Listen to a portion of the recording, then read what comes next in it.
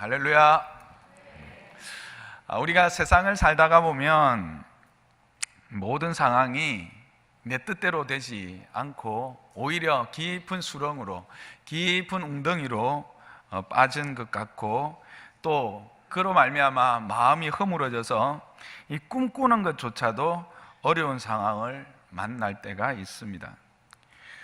오늘 이 말씀을 받는 이스라엘도 그와 같았습니다. 비록 그들이 이 바벨론의 포로에서부터 노임을 받았지만 성전을 건축한다고 많은 예물을 가지고 본토 예루살렘으로 돌아왔지만 성전 건축은 시작은 하였는데 진전이 없는 그런 상태, 그리고 예루살렘 성벽 재건도 이루어지지 못한 황폐한 상태에 있었습니다. 아무 일도 할 수 없는 무력한 상태, 외부의 방해뿐만 아니라 내부의 갈등으로 말미암아서 그렇게 깊은 웅덩이에 빠져 어찌할 줄 모르는 사람과 같은 그런 상태에 있는 이스라엘에게 오늘 이 말씀이 주어진 것입니다. 이렇게 좌절하고 깊은 웅덩이 속에서 어찌할 줄 몰라서 힘들어하고 있는 그들에게 스가랴는 오히려 크게 소리 지르고 있습니다. 시온의 딸들아 기뻐하라, 이스라엘의 딸들아 즐거이 노래하라, 그렇게 외치고 있습니다. 왜 그렇습니까? 너희는 언약의 피로 맺은 자들이고, 너희가 비록 지금은 물 없는 구덩이에서 건져내어 소망 없는 자와 같이 살아가고 있지만 너희를 참된 회복으로 인도할 왕이 임하였기 때문이다, 그렇게 말하고 있습니다. 그러니까 참 회복, 참 구원을 위한 왕이 내게 임하였다, 그렇게 말하고 있습니다. 근데 그 왕은 어떤 왕이냐? 그 왕은 공의로운 왕이요, 구원하시는 왕이요, 거기에 겸손하기까지 하신 왕이다, 그렇게 말하고 있습니다. 우리는 여기서 그러면 겸손하는 왕, 공의로운 왕, 구원하는 왕은 어떤 왕일까?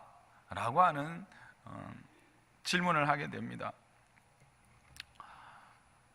이사야서 11장 3절과 4절이 공의로운 왕에 대하여, 구원하는 왕에 대하여 잘 이야기해 주고 있습니다. 우리 함께 읽어보기를 원합니다. 시작. 그가 여호와를 경외함으로 즐거움을 삼을 것이며 그의 눈에 보이는 대로 심판하지 아니하며 그의 귀에 들리는 대로 판단하지 아니하며 공의로 가난한 자를 심판하며 정직으로 세상의 겸손한 자를 판단할 것이며 그의 입의 막대기로 세상을 치며 그의 입술의 기운으로 악인을 죽일 것이다 라고 말합니다.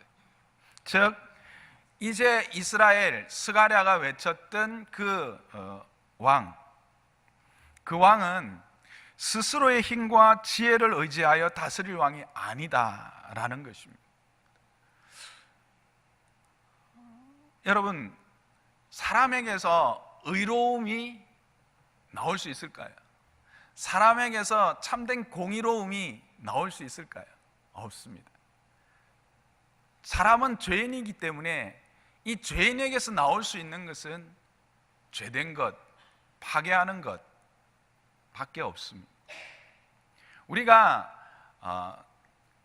죄를 지어서 죄인이 아니고 죄인이기 때문에 죄를 지을 수밖에 없는 것처럼 이 땅에 어떠한 지식과 어떠한 지혜와 그 어떠한 것을 가진 자라 할지라도 인간인 자기 인간 스스로를 통해서는 그 어떠한 의도 나타낼 수 없는 것이 우리의 존재입니다.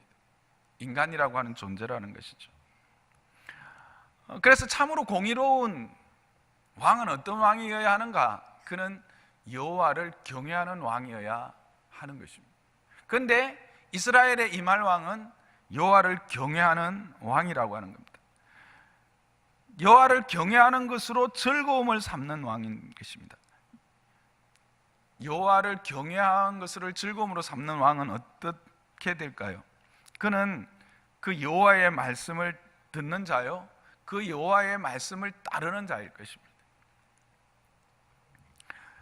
그 여호와의 말씀을 듣고 그 여호와의 말씀을 따르는 자에게 성경은 지혜를 약속하고 있습니다.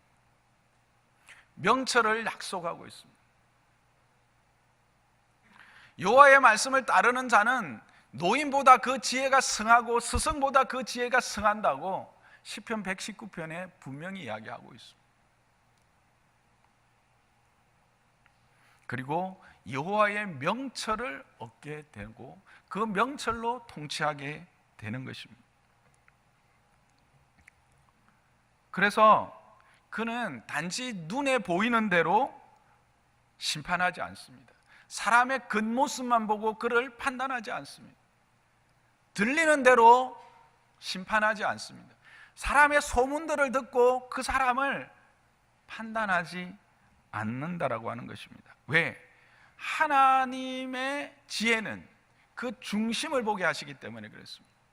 그래서 그 왕은 중심을 보는 하나님의 지혜와 명철로 통치하며 다스리는 왕이라 하는 것입니다. 그것이 공의로운 왕입니다. 뿐만 아니라 이사야서를 통하여 하나님을 경외하는 왕은 공의로 가난한 자를 심판하는 왕이라 그렇게 말하고 있습니다.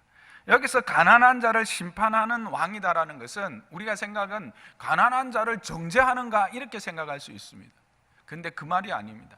심판이라는 것은 정죄하는 것뿐만 아니라 보상하는 것, 합당한 것을 보상하는 것도 포함합니다. 그리고 가난한 자를 공의로 심판한다 그렇게 말합니다. 세상은 어떻습니까? 요즘도 그렇거니와 예전에는 더 했습니다. 가난한 자, 가진 것이 없는 자들, 그런 자들은 무시합니다. 공의가 없습니다. 그저 심판도 안 하고 그냥 보이는 것, 들리는 것으로 함부로 판단하여 정죄해 버립니다. 근데 이 왕은 그 사람이 비록 가난한다 할지라도 그의 가치를 안다는 것입니다. 왜? 그가 하나님의 형상인지 알기 때문에 그렇습니다. 그래서 그 가치를 알고 그 가치에 합당한 것으로 판단한다라고 하는 것입니다. 그리고 정직으로 세상의 겸손한 자를 판단한다라고 합니다. 정직하게 판단한다는 겁니다. 자기의 배를 위하여 함부로 판단하는 것이 아니라 하나님을 의식하고 그 백성을 통치한다라고 하는 것입니다. 뿐만 아니라 그는 입에 막대기로 세상을 치며 그의 입술의 기운으로 악인을 죽이는 왕이다 그렇게 말합니다. 이 말은 뭐냐면 그의 막대기로 세상을 친다. 이거는 외부의 대적에 대하여 보호하시고 지키시고 한 걸음 더 나아가 승리를 주시는 왕이다. 승리를 허락하는 왕이다. 이 말은 다른 말로 하면 능력 있는 왕이다라는 겁니다. 성경이 말하는 공의로운 왕은 그저 사람 좋은 왕이 아닙니다. 이 왕은 능력이 있습니다. 지혜가 있고 명철이 있어서 참으로 그 통찰력으로 그 백성을 통치할 뿐만 아니라 능력까지 있어서 대적으로부터 그 백성을 보호하시는 왕, 그가 바로 공의로운 왕이라는 것입니다. 뿐만 아니라 우리가 아는 것처럼 대적은 외부에만 있는 것이 아닙니다. 대적은 내 안에 있습니다. 내 안에 있을 때도 있습니다. 우리 무리 안에 있을 때도 있습니다. 이스라엘이라고 하는 그 공동체 안에도 우리가 아는 것처럼 대적들이 있었습니다. 악한 자들, 여기서 말하는 악한 악인을 죽인다라고 할 때 이것은 내부적인 대적들을 의미하는 것입니다. 우리 자신이 가장 잘 알고 있지 않습니까? 여러분, 우리가 하나님의 은혜 안에서 살아가려고 할 때 우리가 그렇게 하나님의 지혜와 하나님의 뜻을 따라 살아가는 데 방해를 하는 것이 외부적인 도전에서 의해서 무너질 때가 많습니까? 내 내부적인 도전을 이기지 못해서 무너질 때가 많습니까?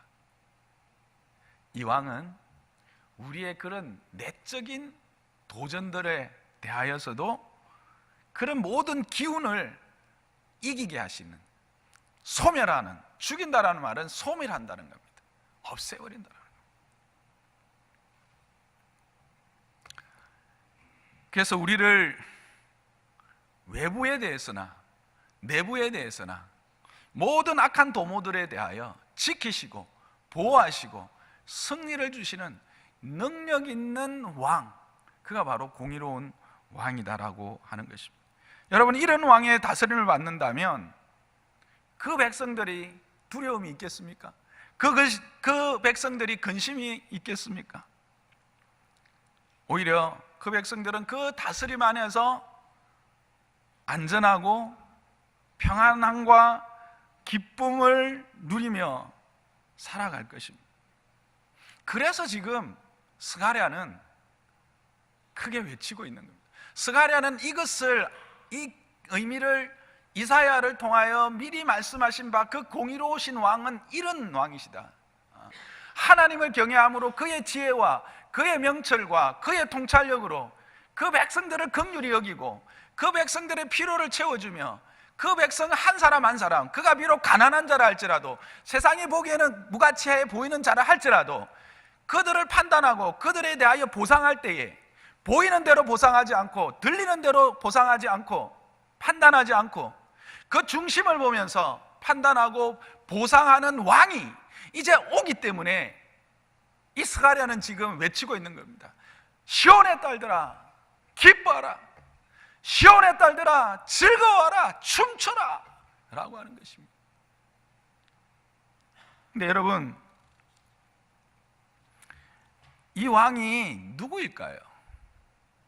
겸손하여서 노새가 아니라 나귀의 새끼를 타고 오는 이 왕, 스가랴가 외쳤던 이 왕은 누구일까요? 누가복음 19장 35절에서 37절을 함께 보기를 원합니다. 시작. 그것을 예수께로 끌고 와서 자기들의 겉옷을 나귀 새끼 위에 걸쳐놓고 예수를 태우니 가실 때에 그들이 자기의 겉옷을 길에 펴더라. 이미 감난산 내리막길에 가까이 오심에 제자의 온 무리가 자기들이 본 바 모든 능한 일로 인하여 기뻐하며 큰 소리로 하나님을 찬양하여. 자, 여기 보니까 예수께로 끌고 왔어요. 뭘 끌고 왔죠?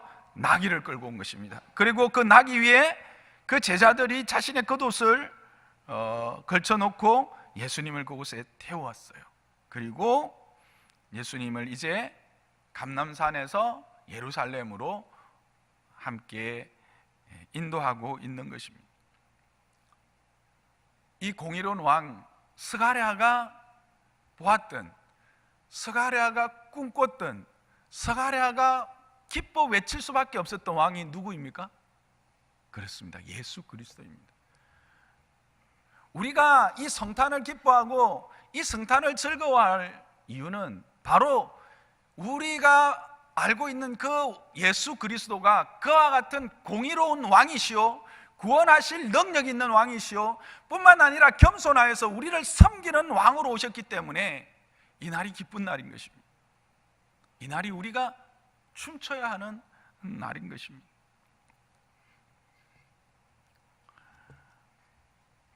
여러분 기억하십시오. 그분을 믿는 자, 그를 왕으로 모시고 그의 통치를 받는 자들에게는 결코 부끄러움을 당하지 않을 것입니다. 그 왕은 결코 우리를 대적의 손에 넘겨주지 않을 것입니다. 그 왕은 결코 우리를 악한 곳에서 그냥 버려두지 않을 것입니다. 그 왕은 우리를 결코 깊은 웅덩이 속에 그냥 내버려 두지 않을 것입니다. 그 왕은 능력이 있으셔서 우리를 그 모든 대적으로부터 지키실 것입니다. 그 모든 도전으로부터 우리를 보호하실 것입니다. 그 모든 허무함으로부터 우리를 일으켜 세우실 것입니다. 그 왕이 저와 여러분의 주 예수 그리스도인 것입니다. 그분은 결코 눈에 보이는 대로 심판하시는 분이 아니십니다. 그분은 우리의 깊은 곳을 보시는, 우리의 깊은 마음의 자리에 앉으셔서 우리를 감찰하시고 우리의 필요를 아시는, 우리의 모든 소망함을 우리보다 더 잘 아시는 분이십니다. 그래서 그분은 그와 같은 필요들을 채우시는 하나님이신 것을, 왕인 것을 여러분 믿으시기를 바랍니다. 그래서 스가랴가 그렇게 또 춤추고 기뻐했던 것은 반드시 그 일은 이루어질 것이라는 것을 그는 알았기 때문에 그렇습니다. 그는 그것이 단지 소망이요 꿈꾸는 것에서 그치는 것이 아니라 그 왕의 통치가 이루어지면 꿈꾸는 것이, 소망하는 것이 현실이 된다는 것을 그는 알았기 때문에 그는 기뻐하라고 외쳤던 것입니다. 여러분, 실제적으로 이 나귀를 타고 온다라고 하는 사실은 창세기 49장에 보면 야곱이 유다에 대하여 축복할 때에 유다의 규가 있을 것이다 라고 말합니다. 그것은 바로 유다를 통해서 하나님이 메시아를 보낼 것이라는 말씀이고, 그때에 나귀가 포도나무와 함께 있고 포도나무에 매여 있을 것이다 라고 말합니다. 결국 스가랴는 창세기에 야곱을 통하여 유다의 족속 가운데 메시아가 올 것이라는 사실을 다시 자기에게 보여주시는 것을 보면서, 이것은 하나님의 그저 지나가는 어떤 한 사람의 그냥 말, 그 자손을 향한 그냥 축복에 그치는 것이 아니라 하나님의 약속이고, 그 약속은 지금 자신에게 보여줬고 이 약속은 반드시 성취될 것이라는 것을 보았기 때문에, 소망이 소망으로 끝나는 것이 아니라 소망이 현실이 될 것을 그는 알았기 때문에 이스라엘을 향하여, 시온을 향하여 예수 그리스도께서 오시기 500년 전에 그렇게 크게 외치라, 즐거워하라고 소리칠 수 있었던 것입니다. 여러분, 그렇습니다. 예수 그리스도를 믿는다라는 것, 예수 그리스도의 통치를 받는다라는 것은 단지 꿈꾸는 것에서 그치는 것이 아니라 그 꿈꾸는 것이 현실이 되는 것을 여러분 믿으시기 바랍니다. 그 은혜를 가장 확실하게 누렸던 사람이 수가성의 여인입니다. 사마리아의 한 여인을 여러분 알고 있지 않습니까?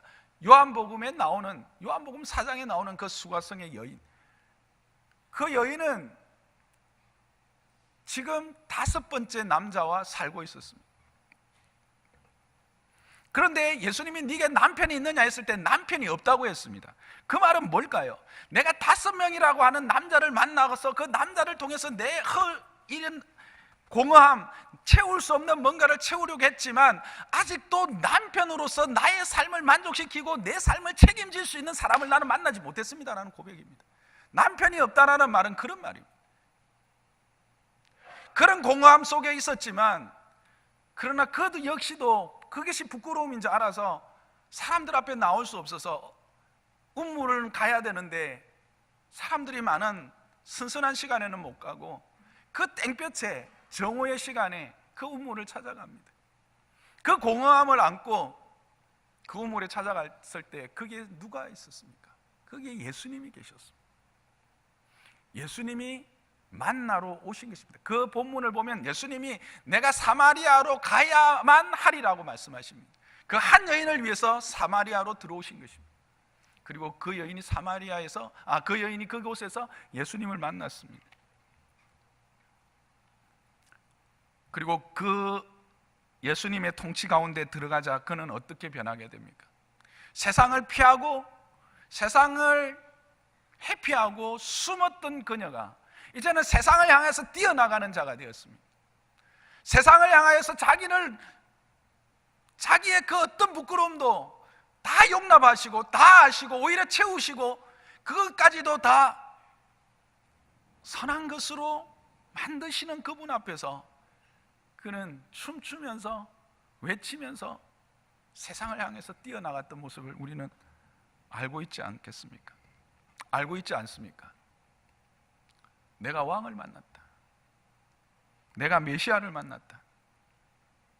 그는 그렇게 소리쳤던 것입니다. 저는 이곳에 있는 저와 여러분 모두가 이 기쁨을 누리시기를 주님의 이름으로 축복합니다. 성탄의 가장 큰 선물은 뭘까요? 그분 자신입니다. 성탄의 선물에 이 성탄의 날에 가장 큰 선물은 다른 어떤 것도 아닌 예수님 자신인 것입니다. 예수님 자신이 우리를 만나러 이 땅에 오셨고 그분을 통해서 우리에게 참된 회복을 주신 것, 그게 선물이고 그게 가장 큰 기쁨의 이유가 되는 것입니다. 저는 여기 계신 분들 중에 한 분도 저 사람의 예수가 아닌 나의 예수를, 저 집사님의 예수님이 아닌 나의 예수님인 것을, 그렇게 예수님을 만나시기를 주님의 이름으로 축복합니다.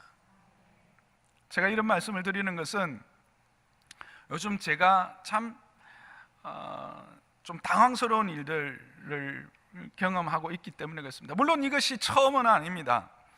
어르신들은 나이 드신 분들은 잘 모르시겠지만 최근에 어떤 한 유명한 그 아이돌 가수 샤이니의 정현이라고 하는 그 아이돌 가수가 젊은 나이에 스스로 세상을 등졌습니다.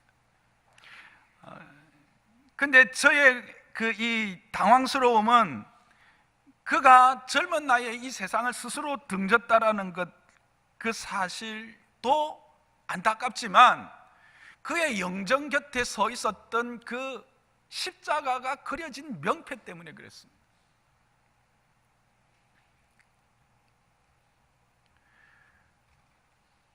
그의 영정 옆에 있던 그 명패, 십자가의 명패, 그는 우울증에 시달렸다고 합니다. 그런 극단적인 선택을 할 수밖에 없는 깊은 수렁에 빠졌던 것 같습니다. 저는 이런 장면을 보는 것은 참으로 가슴이 아프고 안타깝습니다. 아마도 자신 내면에 있는 그 깊은 허무감과 그 아픈 고통을 사람들이 공감해 주지 못하고 이해하지 못했기 때문에 단지 그냥 눈에 보이는 것만으로 그 사람을 평가하고 판단하고, 단지 귀에 들리는 것만으로 자기 자신이 평가받고 그렇게 사람들에게 보여지는 것, 그렇게 나타나는 것 때문에 아마 그는 힘들어 그렇게 극단적인 선택을 하게 되었을 것입니다. 이럴 때 목사로서 두 가지의 생각을 하게 됩니다. 첫째는 교회에 출석하고 있지만 예수님을 인격적으로 만나지 못하고 계속 방황하는 자들에 대한 안타까움입니다. 앞에서 우리가 살펴본 대로 왕이 오셨습니다. 공의로 다스리는 왕, 구원하시는 왕, 겸손함으로 섬기는 왕이 왔음에도 교회는 출석하고 있는데 부모의 믿음을 따라서든지 아내의 억지에 의해서든지 남편의 어떤 권유에 의해서든지 아니면 자녀들의 부추김에 의해서든지 어쨌든 여기 와 앉아 있기는 하는데, 그렇게 예배당은 들락날락하고는 하는데 이 예수님을 나의 하나님, 나의 왕으로 만나지 못해서 결국은 깊은 수렁의 자리에 있을 때 누구도 나를 이해하지 못한다라고 말하는 그때 여전히 그를 향하여 주목하고 계시고 그가 나오기를 바라고 있는, 만나기를 원하고 있는 그 주님을 만나지 못한 채 그렇게 극단적인 선택을 할 수밖에 없는 그들 모습, 그게 저를 안타깝게 한다는 것입니다. 우리 주님은 어떤 주님이십니까? 히브리서 4장 15절 16절 한번 읽어볼까요? 15절 16절 시작. 우리에게 있는 대제사장은 우리의 연약함을 동정하지 못하실 이가 아니요 모든 일에 우리와 똑같이 시험을 받으신 이로되 죄는 없으시느니라. 그러므로 우리는 긍휼하심을 받고 때를 따라 돕는 은혜를 얻기 위하여 은혜의 보좌 앞에 담대히 나아갈 것이니라. 여러분, 우리에게 있는 대제사장, 이게 바로 뭡니까? 우리의 죄를 속죄하기 위해서 이 땅에 오신 우리의 왕 예수 그리스도인 것입니다. 근데 그는 우리의 연약함을 동정하지 못하실 이가 아니다, 그렇게 말합니다. 여기서 동정하지 못한다라는 말은 실제로 이건 개역 성경이 조금 더 저는 마음에 와닿는데, 체휼하지 아니하는 이가 아니다, 이렇게 나옵니다. 이게 체휼이라는 것은 몸으로 겪어서 그 어려움을 긍휼히 여기지 못할, 자기가 경험해 보지 못해서 그 어려움이 뭔지를 모르는 그런 분이 아니라 자기가 몸소 그것을 겪어서 그것에 대한 긍휼함을 가질 수 있는 분이다, 이런 뜻입니다. 예수님이 이 땅에 몸으로 오셔서 얼마나 많은 고초를 당하십니까? 자기 백성에게 왔는데 자기 백성은 알아주지도 않습니다. 한 걸음 더 나가서 가장 가까이 가르치고 베풀었던 제자들에게까지 배신을 당하는, 하나님의 나라에 대해서 그렇게 분명히 말했음에도 마지막에는 십자가에 못 박으라고 외치는 그 모든 것들을 경험하신 분, 그리고 배고픔, 아픔, 육신의 고통 다 경험하신 그분이 우리의 왕이라는 겁니다. 그래서 우리에게 말씀하시는 겁니다.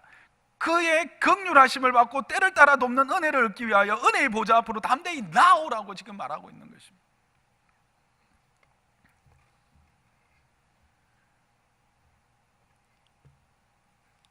여러분, 예수 믿어도 우울증 걸릴 수 있습니다. 예수 믿어도요, 조현병 걸릴 수 있습니다. 예수 믿어도 암 걸릴 수 있습니다. 예수 믿어도 사고 나서 죽습니다.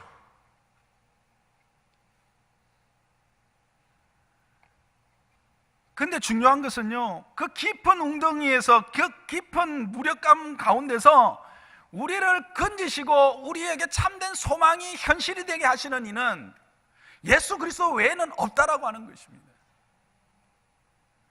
그래서 그런 사람들을 보게 되면 마음이 찢어지는 겁니다.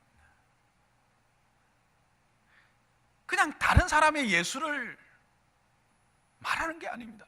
여러분의 예수가 어떤 분이십니까? 여러분에게 예수는 어떤 분이신가 하는 겁니다. 나는 이거 자리에 있는 어떤 분도, 모든 분들이 다 여러분의 예수님을 만나기를 주님의 이름 축복합니다. 여러분의 삶의 깊은 곳에서 함께 고민하고 함께 웃어주고 여러분의 눈물을 닦아주는 예수님이 여러분과 함께 있기를 원합니다. 여러분 안에 있기를 원하는 것입니다. 마음을 여십시오. 영접하는 자, 곧 그 이름을 믿는 자들에게는 하나님의 자녀가 되는 권세를 주신다고 말씀하셨습니다.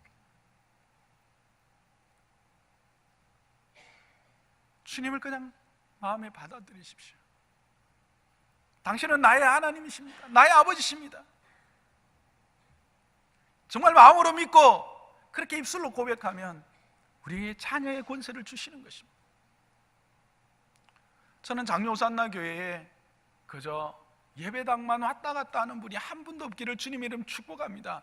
우리의 삶의 깊은 웅덩이 속에서 그 하나님을 아버지로, 왕으로 모심으로 그 모든 깊은 웅덩이의 문제를 해결받는 그 은혜를 누리는, 그 소망함이 현실이 되는 복을 누리는 자 되기를 주님의 이름 축복합니다. 근데 두 번째가 있습니다. 이게 뭐냐면 예수님을 인격적으로 만났다는 것입니다. 그렇지만 자신 안에 있는 연약함을 그분 앞에 다시 꺼내놓을 용기가 없는 것입니다. 예수님이 그렇게 나를 사랑하셨고 내가 그 예수님 앞에 나와서 그렇게 눈물 콧물 다 쏟으면서 예수님이 나의 왕이십니다, 나의 주님이십니다, 내 삶을 주님께 다 드리겠습니다 했는데 왜 나는 이렇게 기쁨이 없지? 왜 나는 이렇게 늘 우울한 거야? 왜 나는 슬픈 거야? 저 집사님은 저렇게 기쁜데, 저 집사님은 저렇게 행복해 보이는데 왜 집사람은 하는 일마다 잘 되는데 나는 하는 일마다 안 되지?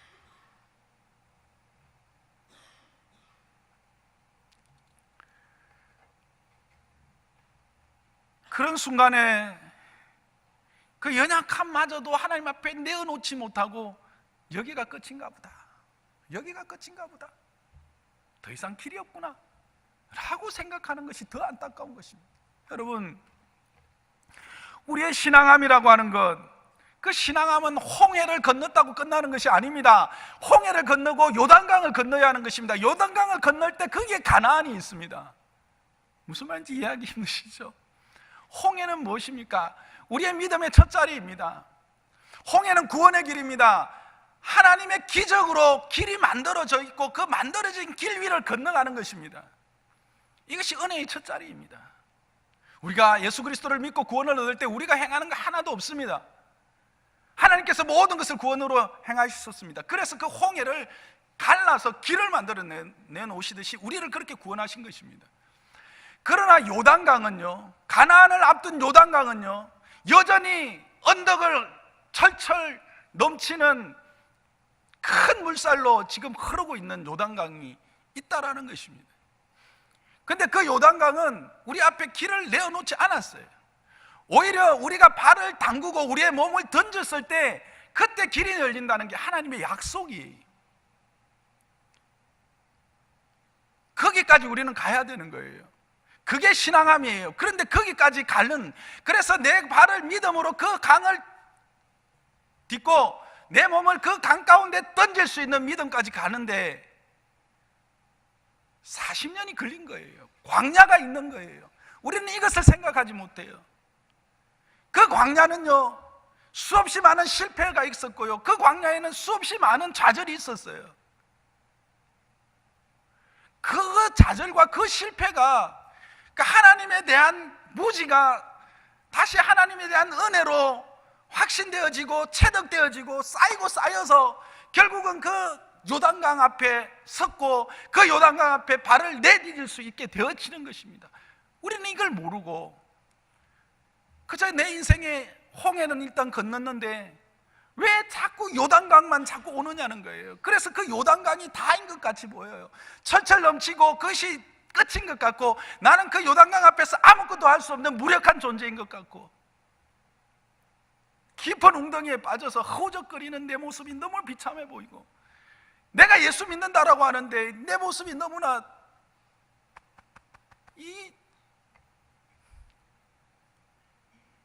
네, 여러분,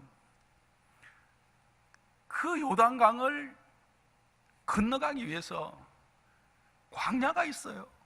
그것도 40년이에요. 여러분이 지금 요단강이라고 생각하는 그 요단강이 요단강이 아닐 수 있어요. 무슨 말인지 이해가 되시죠?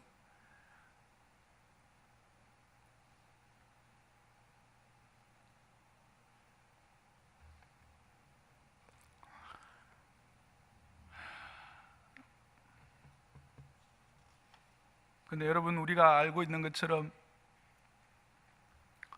예수 그리스도께서 우리가 아직 죄인 되었을 때에 우리에 대한 죄인 되었을 때 십자가의 죽으심으로 우리에 대한 하나님의 사랑을 확증해 주셨어요. 이거 기억하십시오. 우리가 의롭고 우리가 하나님 앞에 완전할 때 그리스도께서 우리를 위해서 십자가를 지신 것이 아닙니다.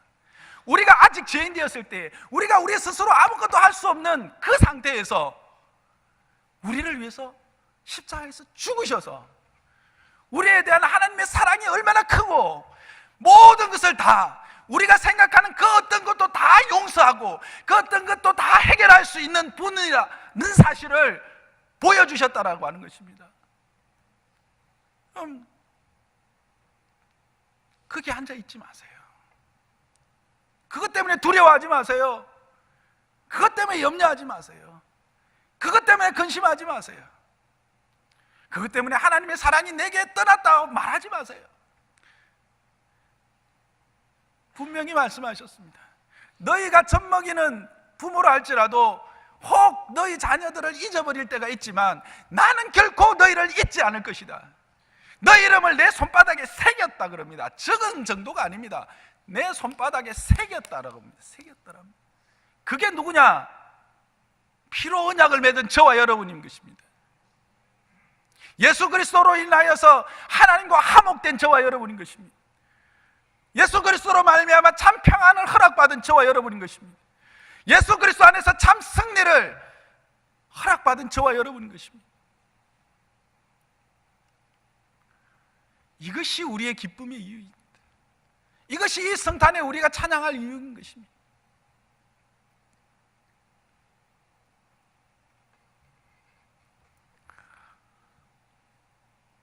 여러분, 주님은 공의의 왕으로 오셨습니다. 예수 그리스도는 공의로운 왕으로, 구원하시는 왕으로, 겸손하여 섬기는 왕으로 우리에게 오셨습니다. 그리고 그분은 영원토록 우리를 떠나지 않겠다고 마태복음을 마감하면서 말씀하셨습니다.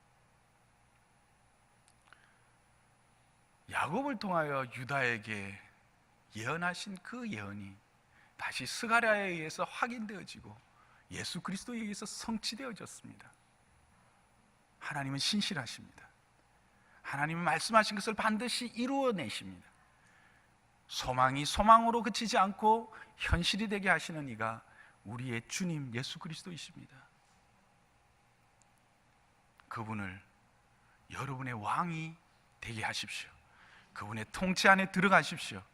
그리고 그분의 통치 안에 여러분이 있음을 잊지 않기를 원합니다. 혹 여러분이 여러분의 연약함과 또 주변의 여러 가지 죄악됨 때문에 그렇게 온전한 은혜를 누리지 못하는 자리에 있다 할지라도 하나님은 한 번도 여러분을 잊은 적이 없다라고 하는 사실을 기억하시고 그 주님과 함께 이 광야와 같은 이 땅을 기쁨과 찬양과 감사로 달려가는 저와 여러분 되시기를 주님의 이름으로 축복합니다.